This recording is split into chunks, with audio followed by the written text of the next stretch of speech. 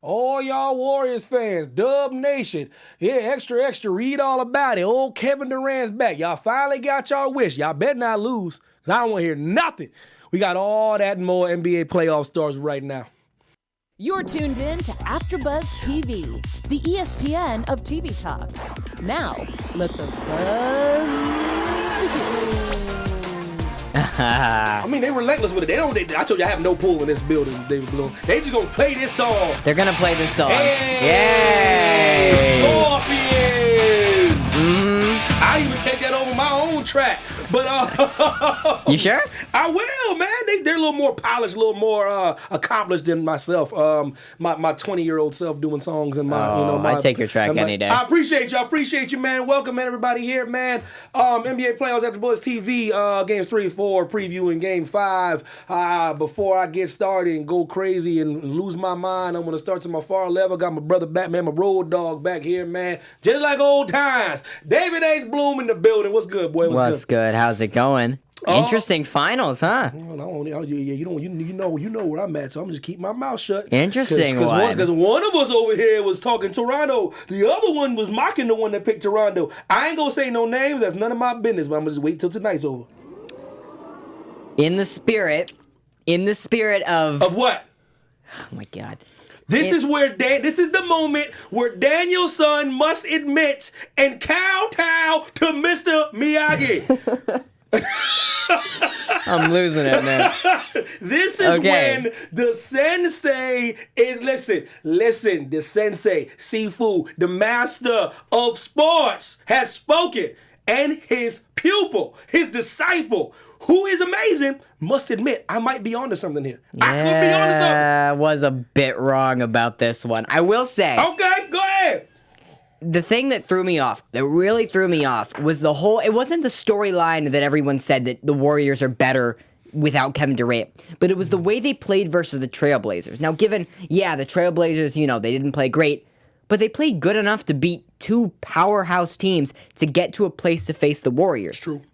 And how they played, how they swept right through them, how they, finished off the Rockets very easily without Kevin Durant, it really put this idea in my mind that, okay, they have the chemistry like they did when they went 73-9. Mm-hmm. I mean, me obviously forgetting what happened when they went 73-9 in the finals. They still have the best regular season record ever. And that was without a Kevin Durant, and that was a chemistry thing. Mm-hmm. But that was against the Blazers. Mm-hmm. Coming into probably the best team in the East, probably top 2. I think the Bucks just had a couple tough games. I still think they're going to be up there for a while if Giannis, develops the jump shot. Mm-hmm. Coming into this finals, I was on this high of okay, they don't need Kevin Durant. They don't need him there because they have the chemistry, and Steph can shoot, and Clay can shoot him out of the building, and Draymond brings the energy, and Cousins is back, and he's good, right? He's an all-star. He's good. He was one of the best Kings players ever. Once upon a time before the ankle injury or Achilles injury. And now the Warriors in game 1, we saw it was a tough back and forth with the Rockets. Oh my God. The Raptors. Mm-hmm. The Raptors, I'm not used to a finals being played in Canada, so excuse me a moment. The Raptors, they took game 1, and then, game 2, Tough battle. The Raptors are fighting back in the end, but the Warriors take the third quarter, and, they win on an Iguodala 3, and, everyone's cheering, and it's great. Mm-hmm. This is going to be a great finals, back and forth. And then we hit up game 3. Mm-hmm. And the problem with the Warriors, which is, it's this, you can build a team around all-stars, and you could put 5 all-stars on your team, right? Mm-hmm. But once you lose a couple of them, and keep in mind, they lost, 2? 2 of the biggest ones behind Steph Curry. No offense, Draymond Green, but offense, Draymond Green. It goes, Steph, KD, Clay. He knows the tier, whether he knows it or he knows where he likes to admit it or not. He knows where he is. He's 4. He's the 4th option. And now, Clay's out, and KD's been out this whole time. So now it's Steph Curry only. Mm-mm. And he drops 47 points. He's balling. And that was amazing. Yes, it was. And he's dropping 22 at halftime, and I'm going, okay. But then, man, you can't win a ball game without your team. It doesn't matter who you have on the team. It doesn't matter if Steph Curry is dropping 47 points. There is no way in hell any team, even the Warriors, can win against a strong team like the Raptors without their guys. Going to game 4, you get Klay Thompson back, but the Raptors already have so much momentum at Oracle You heard the fans singing "Oh Canada" at the end of Game 3. They have so much momentum going into this game, and really to get into Game 4, I want to get your thoughts on this on the third quarter specifically in Game 4, Raptors versus Warriors. What were your thoughts? I think they won at 31-17. Points wise, and they dropped 31 points. I think they only took 17 or 19 by the Warriors in that third quarter, which was the deciding part of the game. The three by Ibaka to get the lead. Deadly. It's interesting, man. What's the series is not over. Games are not over. Tonight's the night. Tonight's the night to close this out. Don't mess around. Don't waste any time. This is what I said when we can rewind back to when we first did this show. It's been months since we did this show. Months. The playoffs have been going on for a long while. I said if the Warriors lose, it will be because of lack of depth, and people scoffed. They said, "What are you talking about?" I am a firm believer. I don't give a damn who you have starting 5. I do not care. I don't care because all it takes is one guy to get hurt. So you keep saying your starting 5 is good, and we only go 7 or 8 deep in the playoffs. Well, that's a coaching problem. I don't care at coaches that do that. Or we tighten up our rotation. Who the hell says you got to tighten up your rotation? Who says that? Why do you have players there? Nick Nurse is going deep into that bench, man. Oh my God. He has players. So this is what you do. Is what I'm trying to say is when you get a Kevin Durant, you have to give up your bench. And that's what they did. They tried to supplement with different players like a Looney and a Cook and you add and Jerebko, and we'll just put these guys here. We'll pick up Andrew Bogut, who was the MVP and the most valuable player in the Australian League, to show you how good he still is. Still the best player in Australia. He's still great. So they got him. They do all these things. But they do all these things and they think it's going to translate. But what happens when somebody in your starting 5 goes down? Exactly. What happens when somebody else goes down? And what happens when somebody else goes down? They had Clay, KD, and Looney. That's what I'm saying. And then all go down. And Boogie. You see what I'm saying? You see? Like, this is what I'm talking about. And they had Steph and Draymond trying to win a game. So what I'm trying to say is this is not over yet. Like, if Durant is even half the player that he could be, which I don't know how the hell he would, all this hype and hoopla, he come back and drop like 50 tonight, I will declare him the greatest player ever. Not on era, ever. If he comes out tonight after a month layoff, you heard it first. I will say he's the greatest basketball player to ever live. If he drops 40 tonight, I'll be like, that's the best player ever. He has not played basketball in a month. If he comes back on that defense and drops 40, I will come on this show and declare him the greatest player to ever live. So with all you think that's not fair? With all the discussion we've had on the show about who's the greatest, LeBron, MJ, all this, their era. If KD comes out 40. And drops 40 plus. Greatest player of all time. No matter all that we've said. I don't give a damn. Damn. I don't give a damn. You kidding me? I took a week off of basketball. I couldn't even shoot. So like, if he takes a month, that's true though. I will make the decree. That's true. I dare you. When you take time off of anything you do, especially if it's a sport, I know for me. Yes, I play basketball. I'm 5'4". I'm 18. I was 5'4" once, Dave. People don't know that. When I was 17, I was about 5'4". I play basketball. But when I take about a month off, even less, when I take 2 weeks off, I lose my jump shot. My dribble moves go, my passing goes, my IQ goes. That's just how it works. Now, granted, I ain't a National Basketball Association basketball player. Never have been. Got to the D-League trial. Got to the D-League draft. Got cut. So that's the extent of my NBA prowess. Me, it's about KD.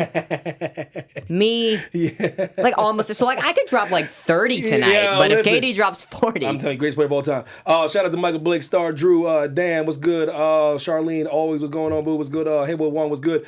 I think that's about it. Yeah, everybody. Please subscribe, like, and subscribe to everything AfterBuzz TV. 5 stars, please. We appreciate everything that you do. Appreciate you tuning in every week with us. We really do, no matter if it's 4 or 400,000. I appreciate y'all. But just getting down to brass tacks, we're going to get into it a little bit more. I wanted Tony Parker announced his retirement. Yes, he did. I wanted to get your thoughts on his career and overall him as a player, as far as where he ranks as a point guard, and just sum up his body of work. Man, Tony Parker. With him retiring, that ends the Duncan, Manu, and Tony era. Forever. Man. That's it. That's, wow. Mm-hmm. I grew up in the era of Tony Parker. You did. I was, a young kid when Tony Parker was really I mean, he got him in the Hornets jersey, man. I know, but that's where he ended his career. It's where he ended his career in Charlotte. It don't look good, do I? I don't like it on him. It don't look right, man. No, I grew up, watching those, Heat Spurs finals, just seeing Parker play out of his mind.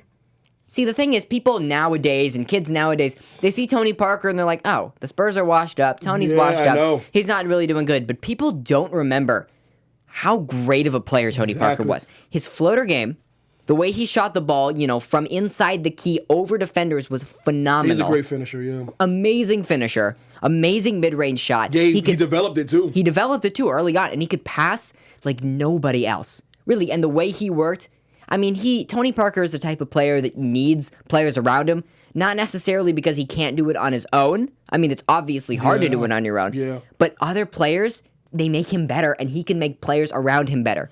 Yeah, he was like he's like a better offensive Rajon Rondo at times. You know what I mean? Rajon's a better passer, but their game is similar as far as impact. Very similar. Being kind of overlooked, and we know Timmy Duncan's the foundation, but without a solid point guard, making the right decisions, getting your players in the right position, getting your person in the post, redirecting the post, pick and roll. He was great in pick and roll.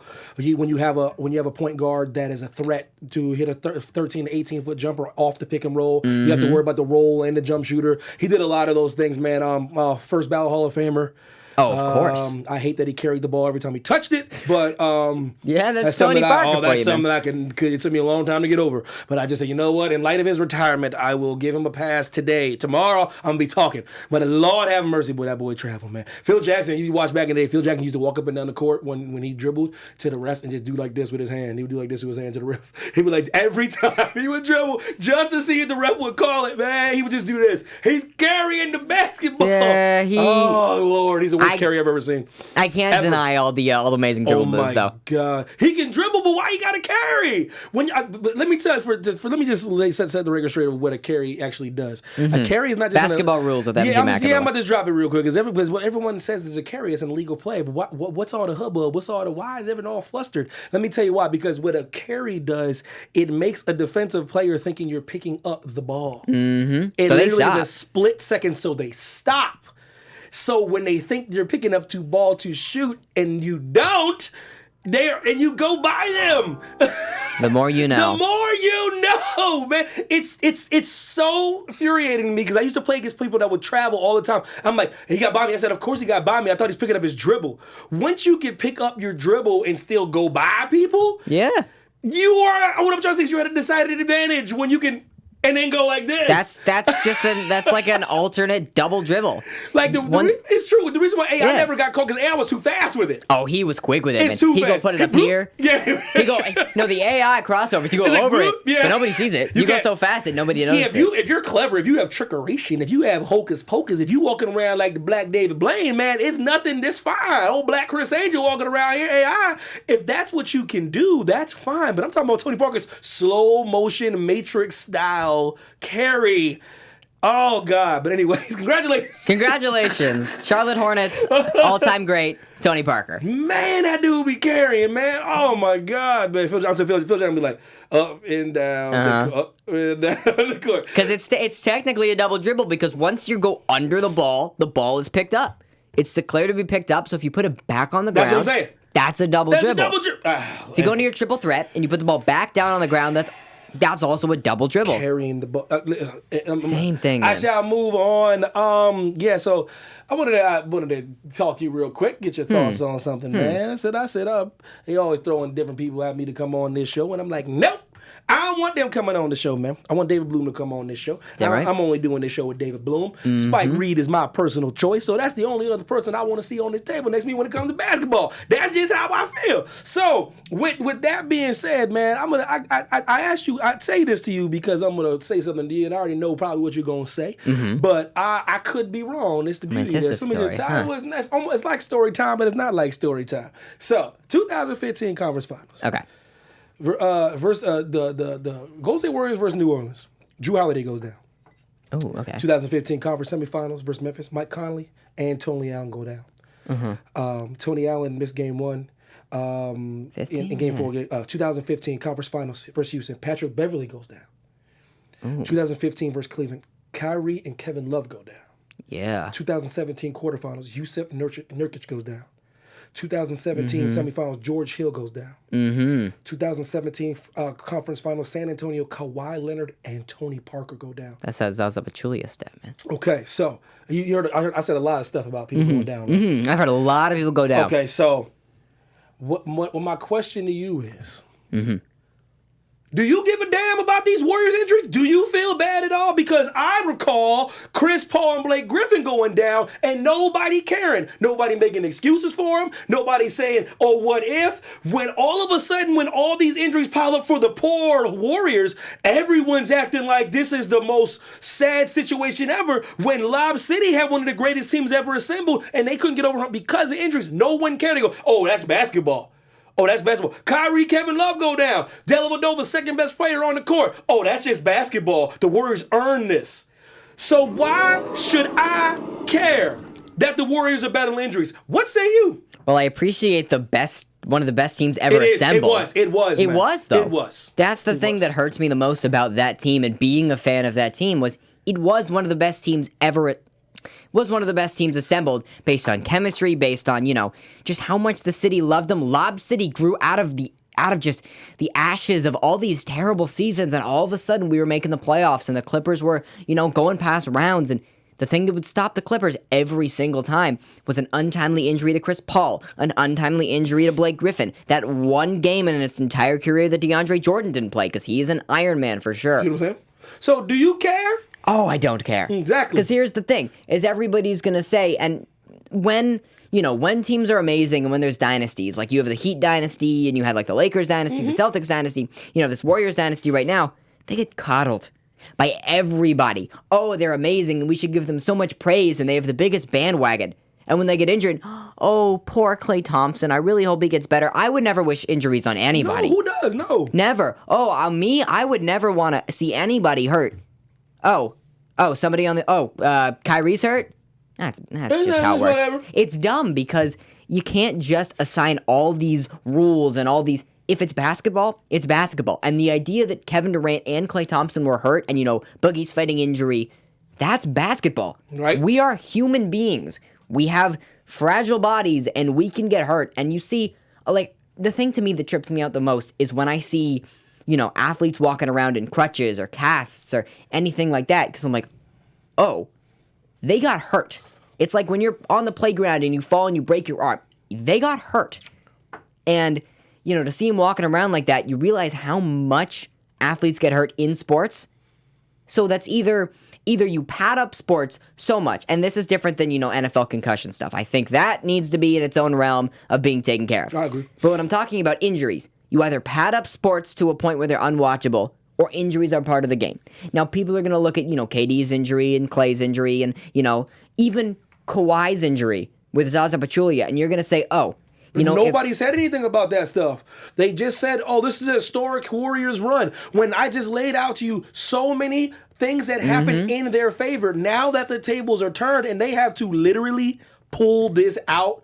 They have to rushing back Kevin Durant, because I don't give a damn what he said. That's an Achilles thing. That's Achilles. He's not 100%. So, like, what I'm trying to say, they're rushing him back, and everyone's saying, injury. No, stop trying to change the narrative, man, to a Raptors team that's beating the brakes off this team. They are. And the thing about the Raptors, too, is the reason why they're different, and people say, oh, LeBron could have beat the Raptors. He wouldn't beat this Raptors team. But this Raptors team. I promise you. One, the depth is phenomenal. It's the depth, man. New guys like Pascal Siakam and the emergence of Van Vliet and Norman Powell I am telling you. are amazing as shooters as well as drivers. Pascal Siakam is one of the best just improvements I've seen ever out of, a 2-year player now? He's a great defender, too. Amazing defender, amazing finisher at the rim.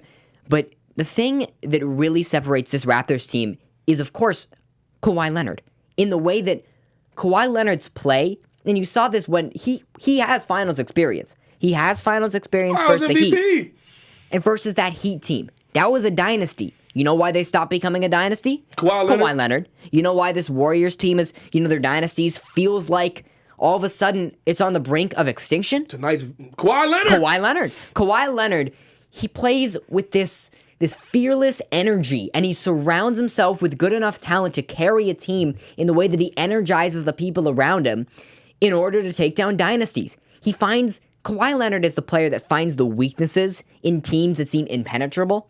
He has built that team, and he has led that team to poke holes in the Warriors in their system. Yeah, same thing he did with the Heat. Yeah, what people don't really understand about Kawhi is if people don't know why Kawhi is the way he is, then I'm telling you, these sportscasters, they only tell you parts of the stuff. Like no one ever really explained why Kawhi is probably the way he is until I had to do a little bit of research. I actually had to do some work, man. Ooh, work for this I show. had to do the work a little for this show, man. Listen, Wow. Kawhi Leonard allegedly has saw his father murdered in front of him. Wow. See, a lot of people don't know this because these sportscasters, they have to act like real world doesn't exist, and they come and just talk about little sports and stuff. But that has defined his entire life. Oh, my God. See, that's why he Yeah. doesn't smile. That's why he doesn't laugh. That's why he doesn't joke. He's seen his father get murdered in front of him. So what I'm trying to say is, if you think this game bothers him, you're crazy. Like, No. he just quoted him. He was like, I don't feel any pressure to close. He's not, see, with another athlete, it's nonsense. With Kawhi, he's serious. He's seen the worst he could ever see. See, and This people, game is nothing to him. People don't realize that the real world and sports are combined with players. 100%. It's a game of psychology. They're and, human beings. And, there's so many amazing stories of players doing amazingly when faced with tragedy. Real life events inspire players, and it can hold players back, but it can also push players forward. In high school, Chris Paul dropped 61 points for his grandfather, who recently passed away, who was murdered. Yeah. It's Chris Paul. How many times is he doing that? You remember Isaiah Thomas for the Celtics that year after his sister passed away? Amazing. And so but what I'm trying to say is that what happened to him is bigger than basketball. So when you ask him if he feels any pressure to close, he really means no. So what I'm trying to say is, Warriors, you guys have your work cut out for you tonight. Yeah. You're going to have your work because he doesn't see it the way, he doesn't look at it like 3-1. He looks at it like, I need to get 4 games. That's how he's a very practical thinker because something very real has happened to him in his lifetime where he doesn't gauge it. And I'm sitting here walking around like all these sports pundits are talking about his demeanor. And wait a minute, do y'all know this? I know y'all know this information. What the hell? I think that's why he acts the way he acts. It could be. It's one of the many reasons. It's probably in his psychology and his genes. There's many psychological reasons why people are like what they are like. I just put it like this. I just think it's safe to say seeing his dad get killed might have defined his existence. So I'm going out on a limb here. It's a good limb to go out on because it'd give you a purpose. It'd give you something to fight for. Immense tragedy can inspire players and inspire just people in general. So him going about his business and him doing his thing, it's like I said, basketball is a little bit different to him. It's not just a game to him. It's a little bit more. It's more than that. If people are wondering why he's such a killer, this is why, guys. He fights for something. It's just something a little bit different. It's hard to explain to people that really don't understand. All these reporters stop asking this dude questions. Don't even ask him questions. Unless it's really, really, really smart and clever. Stop asking Kawhi questions because he's going to give you a very basic answer. But it's like, that's how he really feels, though. Yeah. He's like, no, I don't see the risk. Like, he goes, what is this? What does this mean to you to close out and bring a championship to Toronto? He goes, I don't know. You got to ask the people of Toronto that. Yeah. He goes, ask them how, because I'm not Canadian. That's what he's thinking to No. himself. Like, he's not. He came on this team for 1 year and he's about to win a championship. Maybe. He needs one game. Maybe. He needs one game. That game is tonight. I don't know if he's going to close it out, but I'm telling you one thing I do know. I'm guarantee you he's guarding Kevin Durant. Oh, hell yeah, he is. Guarantee you. And that's crazy. I guarantee you. They can switch and pick and all this stuff. Kawhi is going to be the primary defender on Kevin Durant. That kid plays no games, man. He's a defender first. All this scoring is just par for the course. All this scoring he's been doing, averaging more points than anybody in the playoffs right now. That's just icing on the cake. He's a defender. He is just such a great player in the realm of fundamentals. And playing under, Popovich and seeing guys changed everything for him. You see how Pop coached guys like, Tim Duncan. He's the best coach ever, man. My favorite coach. Best coach ever. He understands the game like nobody else. And you see how, Duncan focused really a lot on his fundamentals and how he and Robinson just complemented each other. And then you see Manu, a guy who was picked, late in the draft. Seen something they didn't, man. comes up, and he's one of the best Spurs of all time. Yeah, R.C. Buford and Greg Popovich is, to me, I'm telling you, nobody talks about it. Everybody would talk about the Patriots because it is harder to win. I wouldn't say harder. It's subjective. Equally as hard to win a Super Bowl as it is to win an NBA championship. Yeah, But I just think, put it like this, the reason why I think the Spurs are the greatest organization in sports is because of none of the nonsense, none of the spy gating and this gate and the gate. And they play fair. And Watergate and this gate and picket fence gate and all this other stuff. And they've always been good, too. Yeah, so like that combination between RC finding these overseas players and Popovich's take no prisoners. He coaches players like they used to be coached until they forgot they were superstars. Popovich don't care about any of that. He'll bench you.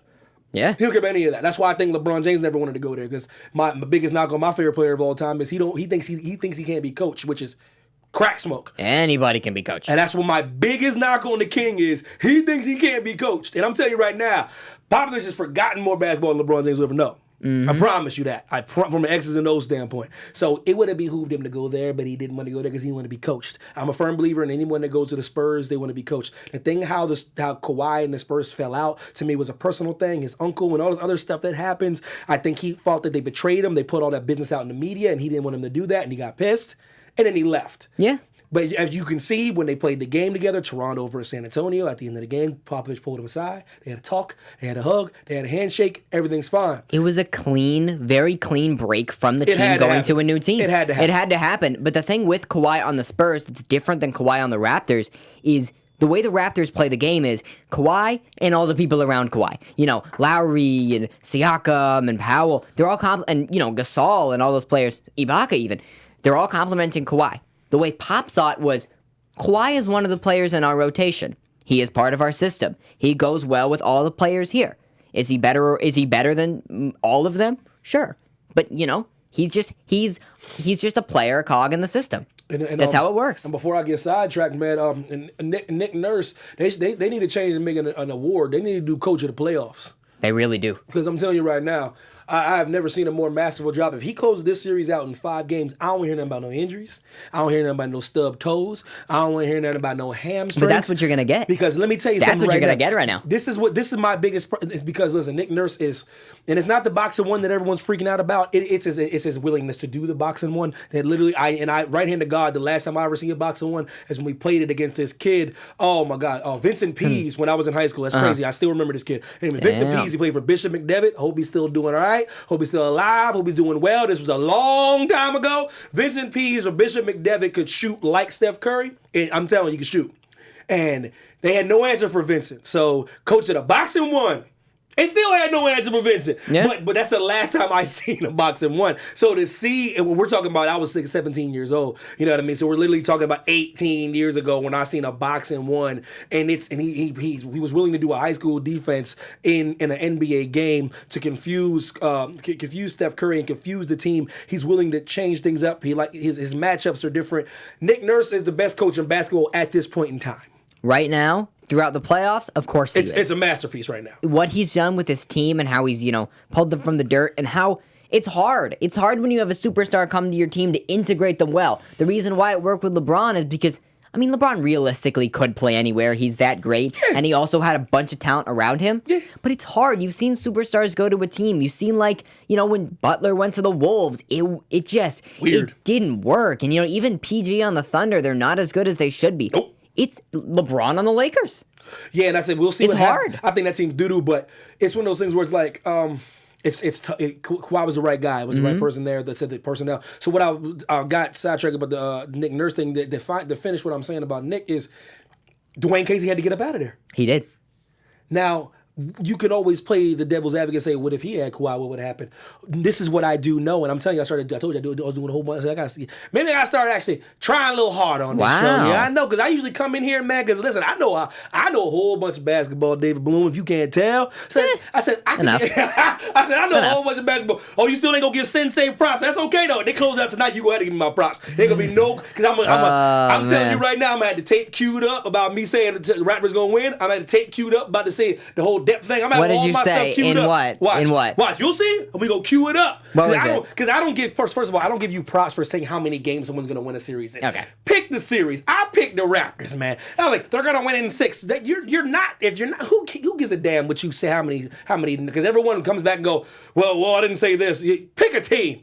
So you know what I'm saying? So like, Yeah, I picked my team. Yeah, right now, I'm feeling real wrong. No, because anything could change, man. There's 3 games that are left, so it's We've seen even the Warriors come back down 3-1 versus a tough team. I would advise people, because I know who's not going to mess around. The Raptors are not going to mess around tonight. Oh, no. So everybody else needs to calm down. But the Raptors are going to be focused. But what I was trying to say is, this is an indictment on Dwayne Casey. I don't do my little research, man. Dwayne Casey never played Pascal Siakam. Never. And I'm saying in my thinking like, oh, wait a minute. Maybe he did have to get up out of there. I'm not saying that's why they fired him, but clearly Nick Nurse sees basketball differently than Dwayne Casey does. He must, because Pascal was there last year. Oh, and I'm yeah. like, and I looked at how many minutes he played him. He barely got off the bench. And that always frustrates me. This is why I'm a bench guy, because I started out playing basketball as a bench guy. So I get very frustrated when I see players that are starting when you don't know what that guy can do. You don't even know. Why should a superstar get injured for you have to see what somebody can do? It drives me crazy. People deserve their chance because some of the best players in history have been found from off the bench. Absolutely. That works it's a little more common in like football and baseball, but even in basketball, you see guys emerge and you're like, oh. Give them a shot. Not everyone. The bench. This is why soccer uses the bench, and it's not a negative. That's why I love soccer. Yeah. Man. Because the bench in soccer the bench from Manchester City a few years ago had more money than like most of the starters in Barclays Premier League. Their bench had more of a pay. Like they got paid more than anybody in the league. So like soccer sees a bench a little different, and I hate the perception of a bench that these are weaker players because you can go back to football to all these undrafted free agents who are Hall of Famers. Terrell Davis and the 6th round pick of Tom Brady and the 7th round pick of my favorite player, Shannon Sharp. Like, if people had it their way, then you would say these are how these players are. So when I see a guy like Nick Nurse that can take a guy like Pascal Siakam and see something that Dwayne Casey didn't, I'm always going to give that dude props because Dwayne Casey did not see this. Exactly. He missed this. And it's just to look how great, and usually how great Pascal Siakam is. And, usually these guys they're tough, they're big, they can finish at the rim. The first thing that pops into my mind was, before the Raptors had Chris Paul, they had a guy by the name of Montrezl Harrell. And they weren't doing anything with Montrezl. They weren't doing nothing. See? They trade him over to the Clippers. Look what he was doing. Look what he's doing. You see? He's in the running for 6th man of the year with his teammates. That's crazy, right? So I'm thinking to myself, like, so what I'm trying to say is, not everybody is like that, but with all due respect, ain't no way in hell Pascal Siakam got that much better in a year. What I'm trying to say is, he could ball. Yes, he can. So you're trying to most improved player. That's almost disrespectful. Because what if he was like, what if he was right here? I'm like, yo, Pascal, how much did you work? He'd be like, yeah, a little bit. I mean, I was good. I was just sitting here the entire time. What if he said that? Because everyone's like, the improvement of Pascal Siakam. I'm like, how do we know? Improvement? How do we know? Yeah, the improvement, his minute stat went way up, and look what else happened. Improved? So like, that's so crazy how that works sometimes. What I'm trying to say it's called talent. Nick Nurse is not getting enough credit because everybody wants to talk about injuries. That's what everybody wants to talk about. They want to change the narrative. When it was going on, and I tell you, all these other teams were battling injuries. Everyone was like, the Warriors. When all these players were going down, LeBron lost 2 legit all-stars. And like they were like, you got to play with who you got.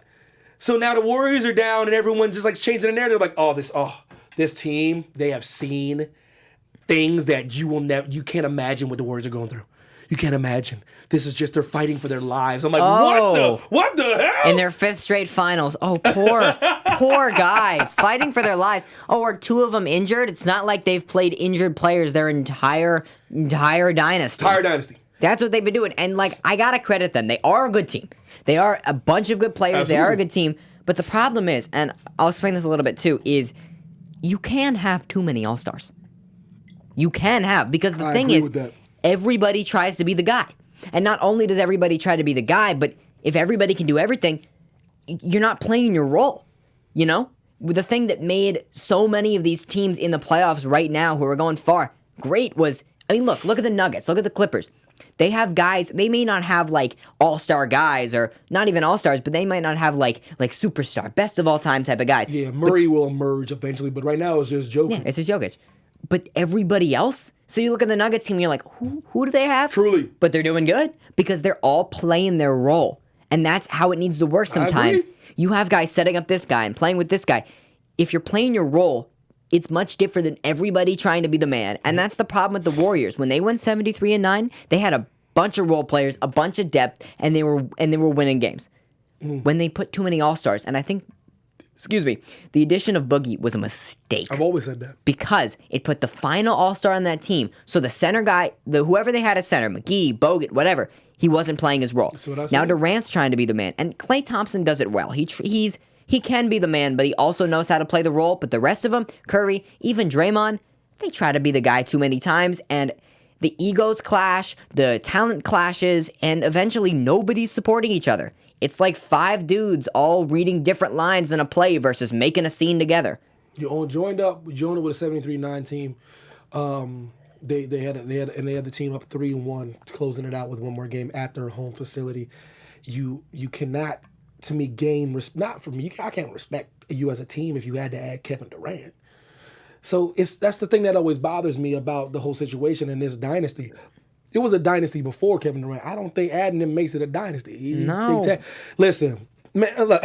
He didn't need to be there for them to win more. No! They were doing fine. They'd won a championship before. Oh, they got 3 games. They blew the lead, but that's okay. LeBron James had to have an out-of-body experience and an all-time block, and Kyrie had to hit an all-time jumper just to win. That's one of my favorite basketball games of all time. It's one of the greatest basketball games I've ever seen in my life. Ever. And the thing about it is that lasts like 3 minutes. It's one of the greatest basketball games of all time. Truly is. Truly. Rewatch it if y'all think. That's one of the greatest games ever. It's one of those things where it's like, because Draymond had like 900 points, but it was like... Oh yeah, just watch the sequence from block to jump to LeBron block to Kyrie might shot. be the greatest sequence of basketball ever. Truly. Just one of my favorites. No, and that's one of those things, and I think about this all the time when it comes to that. I go, next year they probably would have been back in the same spot. Don't tell me they needed that Kevin Durant. Kevin Durant left because he wanted to leave, and he left. Good for him. And now there's this whole speculation about will he or won't he? And the whole thing about that is, I'm a firm believer in if you really wanted to dead it, you could dead it and say, I'm playing for the Warriors next year. Don't tell me you're keeping your options open.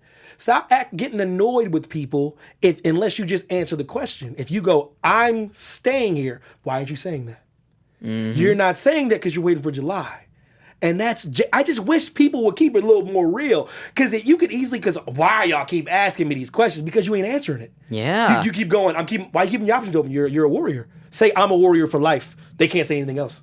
Oh, they'd be done. It'd be done, right? So the reason why you haven't said that is because you're keeping your options open. Yeah, he's like, the Warriors are good. You want to see what Unc's going to do. You want to see what AD's going to do. You want to see... Because if they go to New York, that's where you're going. Oh, yeah. But so that's one of those things where, man, we'll see how things shape out. But overall thoughts on Game 4, and definitely the series, Kawhi is averaging 40.2 minutes, 30.8 points a game, 10.3 rebounds a game, 4.0 assists a game, 2.0 steals a game, and 1.0 block per game. So you said 2.0 steals? Yeah. Oh my God! People forget his defense. Yeah, that's the thing about literally Kawhi Leonard. 2 steals. Is people forget how good of a defender he is. Because there was this old commercial one time. It was these 2 guys. If we can, I can't pull it up now, but there was these 2 guys, and they're standing at a podium, and they're both like, I think it's the same dude playing both guys. It's a kid, right? And then he's going on about Kawhi's offense, right? He's saying he's a great scorer and a driver and everything, great finisher. Now the other side's going on about Kawhi's defense, right? And I kind of want to pose this question because it's interesting. The question that the moderator proposed was, could Kawhi get buckets on Kawhi? Good Lord. And that was just... I don't know. That's the thing.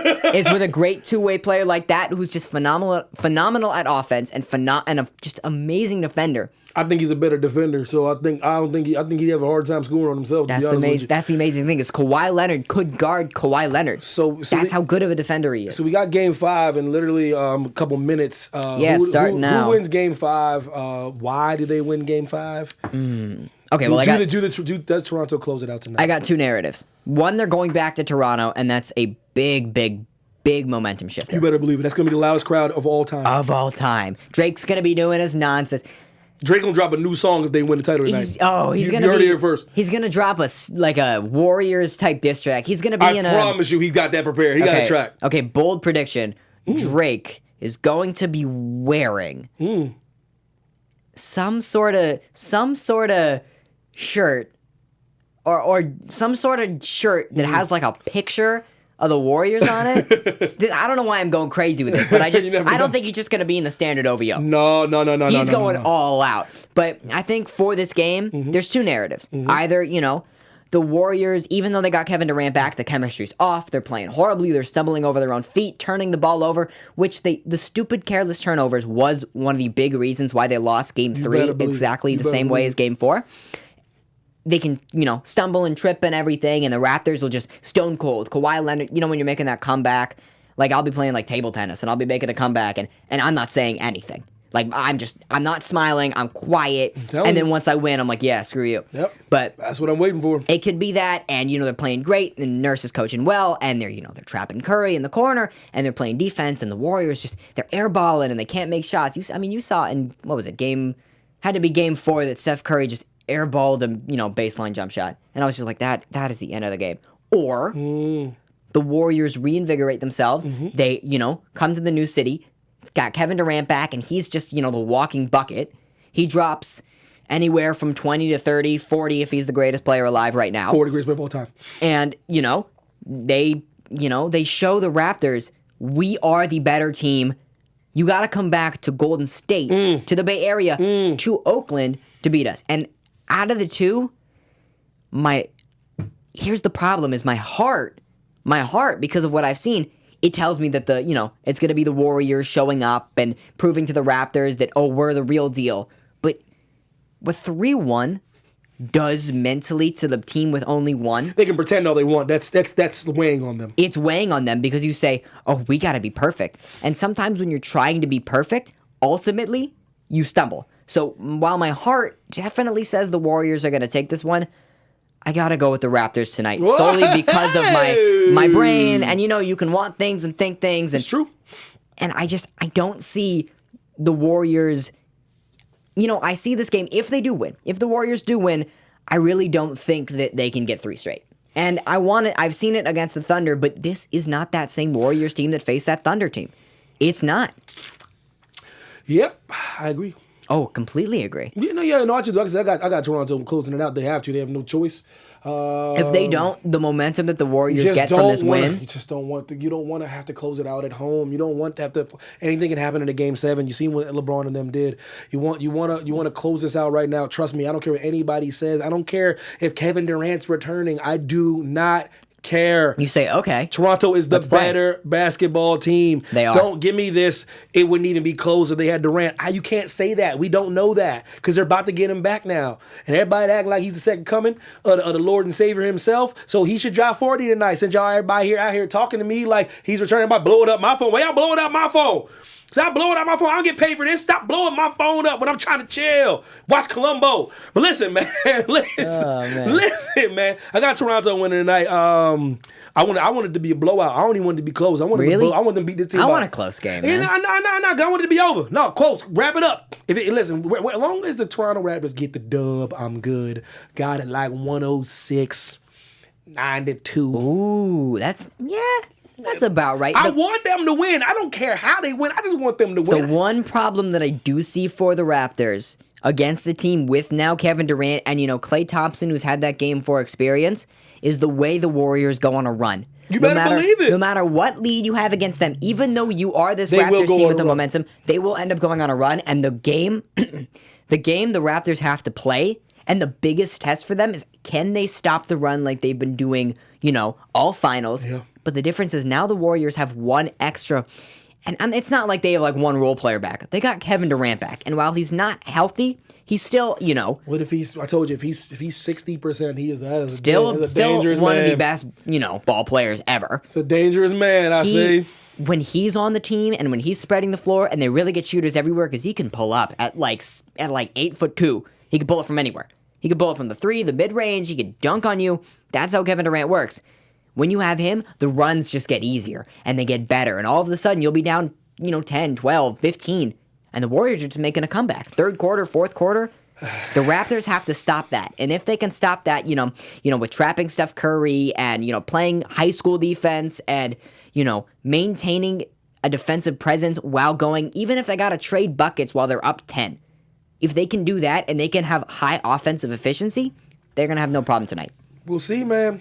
With that being said, I want you to do a little letter grade for me, man. A little letter grade action. Can you grade the referee's performance throughout this playoffs? Oh, man. The entire playoffs. How have they done? How have they fared? Entire playoffs. Yeah, collectively as a unit, each game, how have they done?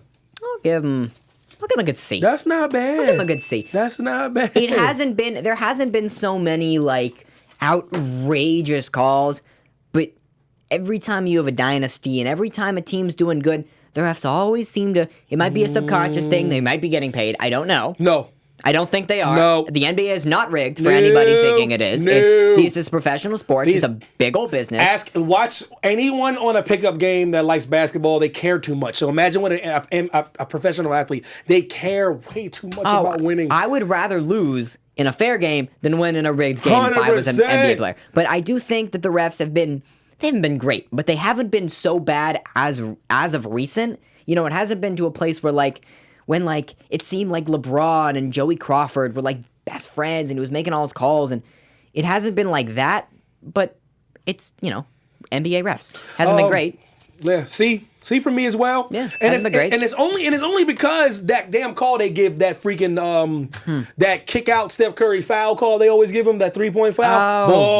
Boy, they gotta eliminate them. If you kick your leg out, it's an offensive foul. Or if you pump and you jump into someone, you can't call the foul because that's not how he was going to shoot. No. They have to change that rule. They have to change the rule where someone they pump and they get the person jumping, and the person readjusts in midair, and they don't touch them, but you jump into their body. No, there's a difference between drawing a foul on a jump shot and somebody jumps at you and you go, I'm gonna just go straight up and just get the foul call. Yeah, they gotta work on that because that's what Steph does. He jumps into somebody, puts the ball about here, and chucks it up. It's almost like they gotta, because they've come up with this one. If anyone's seen, I'm backing up so the camera can see me. If you're listening, you can't see this or hear me. Yeah. But if anyone's seen the this one, the swipe through, the swing through, that's not a shot motion. No, nobody's up here like. No, they're just not. No. So like the sweep through, it's a good basketball move, but like I said, they worked on eliminating that as well. And that's not a shot. And now they got to work on the jumping into somebody is not a shot. They got to work on it. It cheapens the game. But with that being said, man, we'll get up out of here, man. Everybody enjoy Game 5, please. Yeah. We'll be back here next week. We'll be back here next week to wrap it all up. Be our last show. Wrap it up. If Toronto wins, it'll be our last show next Monday. We got a Game 7 on our hands, man. We're going to be back here. We'll be back here in a couple more weeks. David Bloom, where can people find you, brother? David H. Bloom, Instagram, Twitter.